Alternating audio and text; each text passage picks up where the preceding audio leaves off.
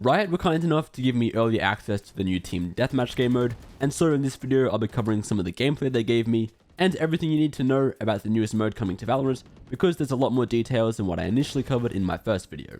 So first things first, Team Deathmatch is going to be 5v5, and the game will go for a duration of 9 minutes and 30 seconds, which will be split into 4 stages. Also, it's worth noting that the respawn frequency will be 1.5 seconds. The goal in this game mode is simply to get to 100 kills. If the timer ends before a team reaches that goal, then the team in the lead will win, and if scores are tied when the match ends, it will be a draw.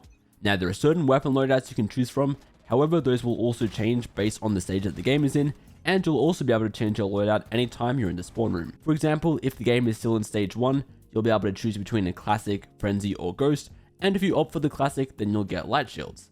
Then for stage 2, you'll be able to choose between a stinger and full shields, a sheriff and full shields, or an Ares with light shields. Then you can see stages 3 and 4 and their respective loadouts. I think you get the idea. On top of the specific loadouts, there are also weapon spawners that you'll be able to find across the map.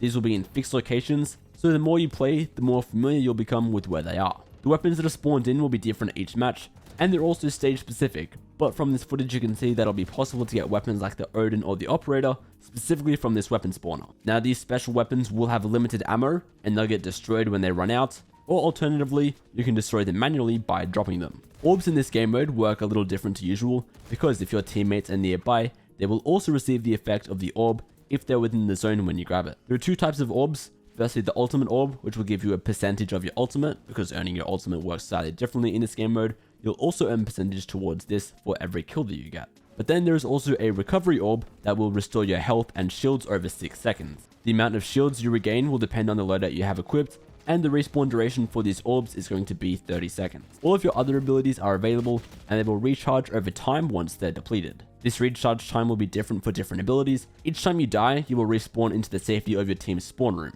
After respawning, you gain a buff that protects you from damage and abilities for 15 seconds, but after this time frame passes, you'll start to take damage from staying in spawn, so you can't camp there. Now for my personal favorite part, there are 3 new custom maps just for Team Deathmatch, which are reworks of existing maps in the game. Firstly, we have Piazza, which is a rework of Ascent. It has a relatively open mid, overlooked by sniper nests, and each nest can be flanked by huts on either side. Next is District, which is a rework of Split. It is a map with a long sniper alley to one side, and a horseshoe-shaped building on the other side that can be used to control mid. Finally, there is Casbah, a rework of Bind.